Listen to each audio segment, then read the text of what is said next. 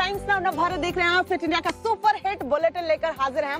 मैं हूं आपके साथ श्वेता भट्टाचार्य। Good morning. दिल्ली के लोधी गार्डन से मैं हूं आपके साथ श्वेता श्रीवास्तव। तो दिल्ली के लोधी गार्डन में हम मौजूद है। श्वेता, सुबह सुबह फिटनेस को लेकर लोग बहुत जागरूक हैं और देखिए हम भी फिट इंडिया में फिट हो रहे हैं, लेकिन एक ड्यूटी जो हम निभाते हैं अपने दर्शकों को कहते हैं कि देखिए आप फिटनेस का ख्याल रखें और बाकी ख्याल हम रखेंगे। बिल्कुल, आपके शहर में क्या हुआ, राज्य की बड़ी खबरें कौन सी है, देश की बड़ी हलचल कौन सी है, सियासी जगत में क्या है, सब कुछ आपको इस बुलेटिन में हम हर रोज बताते हैं, इसलिए बने रहिए हमारे साथ।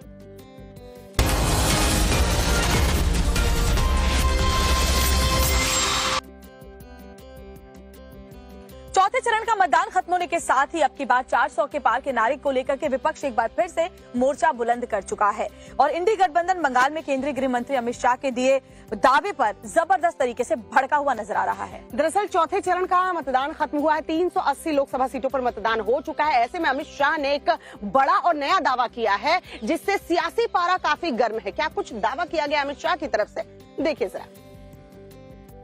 4 चरण पूरे हो गए हैं। 380 सीटों का चुनाव पूरा हो गया है। आज मैं बताकर जाता हूं, ये 380 सीट में मोदी जी 270 सीट लेकर पूर्ण बहुमत प्राप्त कर चुके हैं। बंगाल के बनगांव की रैली में अमित शाह ने चौथे चरण में ही बहुमत पाने का दावा किया तो इंडी गठबंधन इसे जुमला बताने में जुट गया। शाह के 400 पार जाने के दावे पर तंज कसने लगा।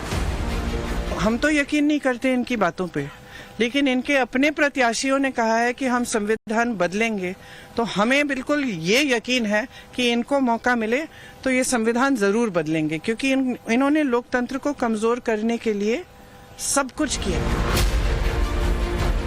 अखिलेश यादव ने जवाबी दावे में कहा एनडीए 140 सीटों के लिए तरसने वाला है, तो वो पलटवार में इतने आगे बढ़ गए कि 4 जून के बाद सीमा पर सुरक्षा बढ़ाने वाला बयान दे डाला। मैंने आपसे क्या कहा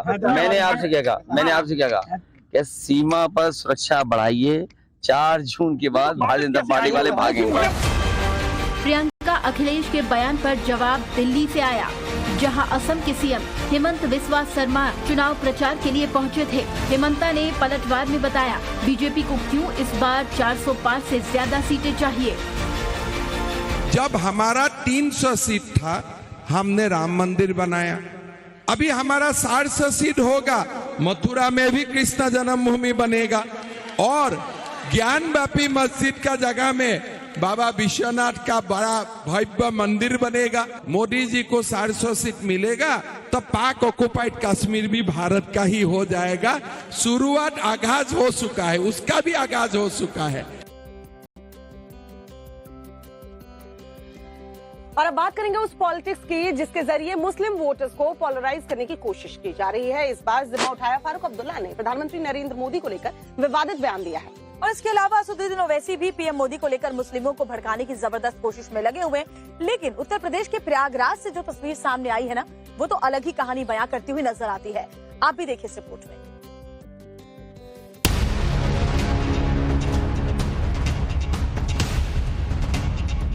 हाथ पर अजब श्रृंगार, मेहंदी से लिखा 400 पार, गजब का प्रचार। तस्वीरों को देखकर आपको मजहब का बखूबी अंदाजा हो गया होगा। ये मुस्लिम महिलाएं हैं जिनके हाथों पर मेहंदी से बीजेपी का प्रचार लिखा है।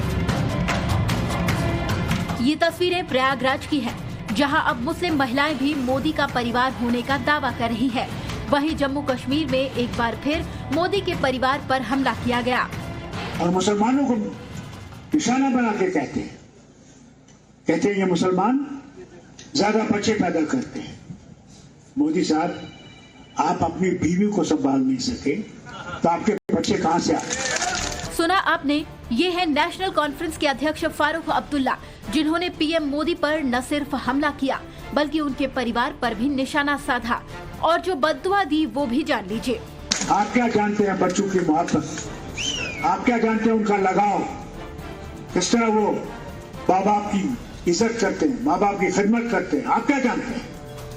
आपका तो कोई है ही नहीं। अकेले हो, अकेले ही जाओगे। देश के उत्तरी हिस्से से फारूक अब्दुल्ला ने हमला किया। तो दक्षिण में असदुद्दीन ओवैसी ने निशाना साधा और आरोप लगाया कि पीएम मोदी ने मुसलमानों को घुसपैठियों और ज्यादा बच्चों वाला कहा था। ट्वीट पर लिखा, ये झूठी सफाई देने में इतना वक्त क्यों लग गया? मोदी का सियासी सफर सिर्फ और सिर्फ मुस्लिम विरोधी सियासत पर बना है। इस चुनाव में मोदी और बीजेपी ने मुसलमानों के खिलाफ अनगिनत झूठ और बेहिसाब नफरत फैलाई है। 5वें चरण की वोटिंग का प्रचार जोरों पर है। ऐसे वक्त में एक बार फिर हिंदू मुस्लिम की पॉलिटिक्स को हवा दी जा रही है। अब्दुल्ला और ओवैसी मुस्लिम वोटर्स को पोलराइज करने में जुट गए हैं, लेकिन प्रयागराज की ये तस्वीरें उनके होश उड़ा रही हैं।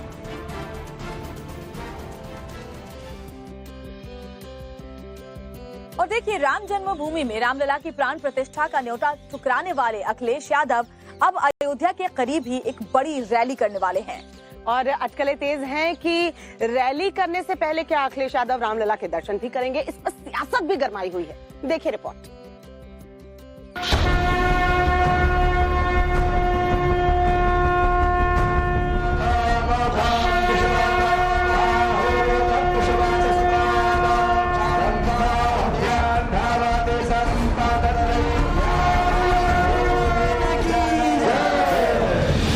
राम मंदिर की प्राण प्रतिष्ठा के बाद ही अयोध्या में राम भक्तों का तांता है। इसी बीच आज अयोध्या के पास मिल्कीपुर में सपा सुप्रीमो अखिलेश यादव की चुनावी सभा है। तो बीजेपी ने उनके राम मंदिर से दूरी बनाने का मुद्दा उठाया, तो फैजाबाद के सपा प्रत्याशी को इस पर जवाब देते नहीं बना। रामलला का दर्शन पूजन भी करेंगे? रामलला का दर्शन पूजन भी करेंगे अयोध्या में? काहे परेशान हो बेटा? बीजेपी इस पर यह कहकर तंज कस रही है कि रामलला के दर्शन का सौभाग्य सबको कहाँ है, तो सपा यह कहकर गर्दन छुड़ा रही है कि चुनाव बाद दर्शन करेंगे अखिलेश। करेंगे दर्शन। कब दर्शन करेंगे? करेंगे, पूरा परिवार समेत करेंगे, इलेक्शन बाद करेंगे। अखिलेश यादव और समाजवादी पार्टी के तथाकथित सेकुलर नेताओं का ऐसा भाग्य कहा कि प्रभु राम के दरबार में जाके उनके चरण पर अपना सर रख सके, माथा रख सके। अयोध्या के करीब होकर भी अखिलेश रामलला के दर्शन से बच रहे हैं, तो बीजेपी सीधा इसे तुष्टीकरण की राजनीति से जोड़ रही है। अखिलेश के लिए वोट बैंक की मजबूरी बता रही है।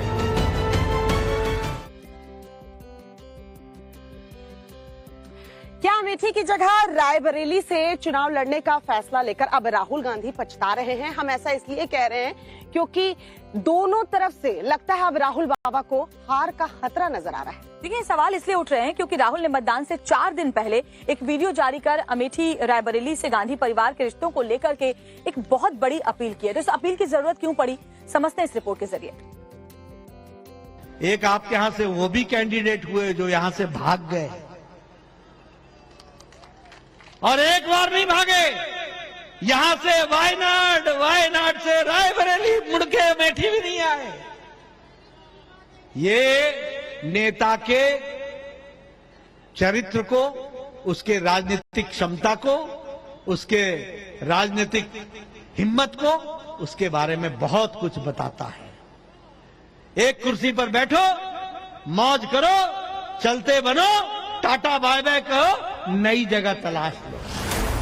अमेठी में चुनाव सभा करने पहुंचे जेपी नड्डा ने रायबरेली से राहुल की उम्मीदवारी को ऐसा करारा वार किया कि कांग्रेस तिल मिला गई।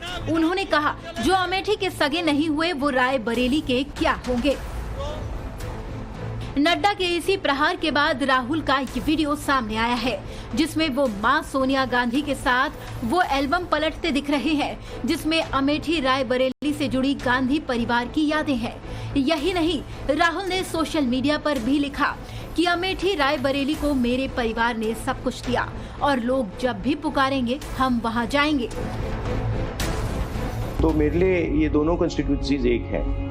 अमेठी और रायबरेली ने हमें सब कुछ दिया है। जब भी अमेठी रायबरेली को जरूरत होगी हम वहां मिलेंगे। राहुल के वीडियो के बाद कांग्रेस ने 4 पन्नों की चिट्ठी भी रायबरेली की जनता के नाम जारी की, जिसमें गिनाया गया कि रायबरेली से गांधी परिवार का कितना पुराना रिश्ता है। 4 दिन बाद 20 मई को अमेठी रायबरेली में मतदान है। ऐसे में राहुल के वीडियो और रायबरेली के नाम कांग्रेस की चिट्ठी सवाल उठा रही है। सवाल ये है कि अमेठी छोड़ रायबरेली से राहुल को लड़ने के फैसले पर क्या उन्हें अब हार का खटका डरा रहा है?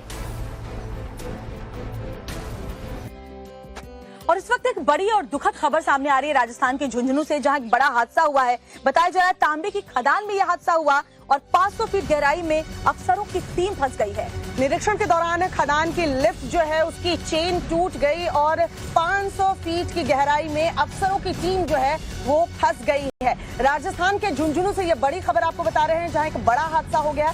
राजस्थान के झुंझुनू में तांबे की खदान में लिफ्ट की चेन टूटने से 500 फीट की गहराई में अफसरों की एक टीम फंसी हुई है। अब कितने अफसर इस लिफ्ट में सवार हैं उसकी एग्जैक्ट जानकारी सामने नहीं आई है। जैसे जैसे जानकारियां मिलेंगी हम आप तक पहुंचाएंगे, लेकिन ये बहुत ही बड़ा हादसा हुआ है राजस्थान के झुंझुनू में, जहां ये तांबे की खदान है। इंस्पेक्शन के लिए जो अफसरों की टीम है अमूमन जाती है लिफ्ट के जरिए, लेकिन निरीक्षण के दौरान ही बताया जा रहा है कि लिफ्ट की चेन टूट गई, जिससे अफसर वहां फंसे हुए हैं। राजस्थान के झुंझुनू से ये बड़ी खबर आपको बता रहे हैं, जहां तांबे की खदान में निरीक्षण के दौरान खदान की लिफ्ट की चेन जो है टूट गई है, जिसकी वजह से 500 फीट की गहराई पर देखिए अफसरों की टीम फंसी हुई है। उत्तर प्रदेश के बदायूं से दिखाते हैं, जहां एक हैरान करने वाला मामला सामने आया है। एक शख्स के मुंह पर कालिख पोतकर उसे घुमाया गया और इसका वीडियो भी बनाया गया है। इस शख्स के साथ ये अमानवीय व्यवहार और उसके बाद वीडियो बनाया गया, जो वीडियो वायरल हो रखा है। आपको भी दिखाते हैं, देखिए शर्मनाक करतूत।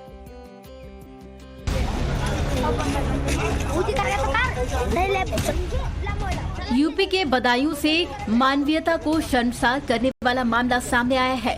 यहाँ एक लड़के को सिर्फ इसलिए पीटा गया क्योंकि उसने अपनी पसंद की गांव की लड़की से कोर्ट मैरिज कर ली थी। लव रिलेशनशिप रखने की वजह से लड़के के साथ अमानवीयता हुई।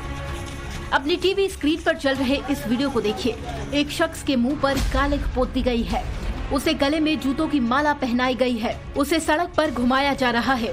भीड़ उसके पीछे चप्पल से उसकी पिटाई करती हुई चल रही है। इतना ही नहीं, युवक के सिर को शर्म से नीचे रखने के लिए डराया धमकाया जा रहा है। काफी दूर तक उस युवक को ऐसे ही घुमाया जा रहा है। घंटों उस शख्स का तमाशा बनाया जा रहा है। बदायूं के फैजगंज बेहटा क्षेत्र के गांव में एक युवक अपने साथ काम करने वाले व्यक्ति की महिला को प्रेम प्रसंग के चलते 6 महीने पहले हिमाचल ले गया था। जिसके बाद वो गांव पहुंचा तो ग्रामीणों ने उसे अमानवीय सजा दी। पहले उसके साथ मारपीट की और उसके बाद उसके मुंह पर कालिख पोती और जूतों की माला पहनाकर सरेरा गाँव की गलियों में घुमाया। पीड़ित युवक ने ग्रामीणों पर उसे पेशाब पिलाने का भी आरोप लगाया है। मामला सामने आने पर 4 लोगों के खिलाफ गंभीर धाराओं में केस दर्ज किया गया है। अब इस मामले का वीडियो वायरल हुआ तो पुलिस भी जांच में जुट गई है। जंगल की आग से देखिए पहाड़ परेशान है। इन दिनों ताजा मामला जो है वो जम्मू कश्मीर से सामने आया है, जहां उधमपुर में जंगल में भीषण आग की खबर मिल रही है। और जंगल में लगी आग पर काबू पाने के लिए उधमपुर का वन विभाग की ओर से अभियान तेज कर दिया गया है। लेकिन इस अभियान के तहत क्या एक्शन लिया जा रहा है ताकि जल्द से जल्द आग पर काबू पाया जा सके, देखिए रिपोर्ट में। देखिए इन तस्वीरों को, कैसे धू धू कर जल रहा है जंगल। लग रहा है जैसे पूरा इलाका ही स्वाहा हो गया है। देखिए कैसे नीचे से ऊपर की ओर तेजी से फैल रही है आग। मानो धरती से शुरू हुई है ये आग और अब आसमान को भी अपनी चपेट में लेने पर तुली है। देखिए कैसे लपटें उठ रही है। आग की ये तस्वीरें बेहद डरावनी है क्योंकि इसके जद में जंगल है। ये तस्वीरें जम्मू कश्मीर के उधमपुर की है, जहां पाली तिरछी ब्लॉक में आग लग गई। उत्तराखंड के बाद जम्मू कश्मीर के जंगलों में आग लगने से हड़कंप मच गया है। आनन फानन में वन विभाग की टीम आग बुझाने की कोशिशों में जुट गई है। जम्मू कश्मीर पुलिस टीम भी आग पर काबू पाने में शामिल हो चुकी है। हालांकि जंगलों में आग किस कारण लगी है अभी इसका पता नहीं चल सका है।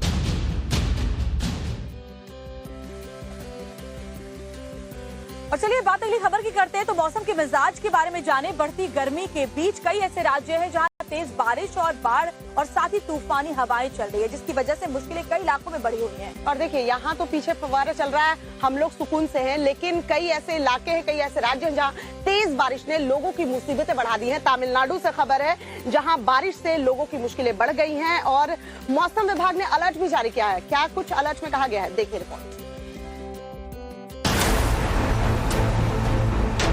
उत्तर भारत में भीषण गर्मी का प्रकोप बढ़ता जा रहा है। चिलचिलाती धूप और लू ने लोगों की परेशानी बढ़ा दी है, तो वहीं दक्षिण भारत में प्री मानसून की शुरुआत हो गई है। तमिलनाडु के कई शहरों में झमाझम बारिश से जलभराव की स्थिति बन गई है। तस्वीरें आपके सामने है। नॉनस्टॉप बारिश ने लोगों की टेंशन बढ़ा दी है। सड़कों पर पानी भरने से ट्रैफिक पर भी सीधा असर पड़ रहा है। तमिलनाडु के कई शहरों में बारिश इस कदर हो रही है कि तूतीकुड़ी जिले में आंधी तूफान और मूसलाधार बारिश के चलते सड़कें खाली नजर आईं। सड़कों पर पानी भरा हुआ दिखाई दिया। मानसून से पहले बरसात में स्थिति ऐसी होना लोगों के लिए आगे परेशानी बढ़ा सकता है। तो उधर तमिलनाडु के मदुरई में बारिश के बाद वेगई बांध में जलस्तर बढ़ गया। बांध की ड्रोन तस्वीरों में देख सकते हैं कि शहर के एक बड़े हिस्से के आसपास पानी ही पानी नजर आ रहा है। बांध का दायरा बढ़ता हुआ दिख रहा है। ऐसे में बढ़ते जलस्तर के बीच अब बारिश का मौसम तमिलनाडु के कई शहरों के लिए आफत ला सकता है। मौसम विभाग ने आज भी कर्नाटक, महाराष्ट्र, केरल और तमिलनाडु में आंधी तूफान के साथ भारी बारिश होने की संभावना जताई है। तो सुबह सुबह ऐसी तस्वीरें अगर देखने को मिले तो वाकई आंखों को सुकून मिलता है, मन को बहुत शांति मिलती है। लेकिन क्या करें श्वेता, हमारा तो काम है हमारे दर्शकों को हर तरह की खबरें बताना। तो कुछ ऐसी भी खबरें होती है जो सुबह सुनना हमें पसंद नहीं होता, लेकिन ऐसी खबरें सामने आती हैं। बरेली की बात करते, एक महिला की हत्या से लोग इतने नाराज हुए कि सड़क पर उतर आए और विरोध प्रदर्शन किया। दरअसल आरोप यह है कि एक महिला अपने पति के साथ मायके से ससुराल लौट रही थी, तभी लुटेरों ने उन पर हमला कर दिया और महिला की गोली मारकर हत्या कर दी। देखिए ये रिपोर्ट। हंगामा मचा है, लोग सड़क पर उतर आए हैं, जमकर हो हल्ला किया जा रहा है। लोगों में नाराजगी है और निशाने पर पुलिस। ये तस्वीरें बरेली की है, जहां के दुनका चौकी के पास एक महिला की हत्या के बाद हंगामा हो रहा है। दरअसल बीती रात शीशगढ़ धनेटा रोड पर मायके से आ रही विवाहित की गोली मारकर हत्या कर दी गई। गांव के कच्चे रास्ते पर बदमाशों ने पति को बंदूक की बट से पीटकर घायल कर दिया। आरोप है कि बदमाशों ने विवाहिता के जेवर लूट लिए। इससे गुस्साए ग्रामीणों ने रात में दुनका चौकी के पास 3 घंटे जाम लगाया। एसएसपी के आश्वासन पर लोगों ने जाम तो खोल दिया, लेकिन देर रात तक शव नहीं उठने दे रहे थे, क्योंकि घटना चौकी से कुछ 100 मीटर की दूरी पर हुई थी।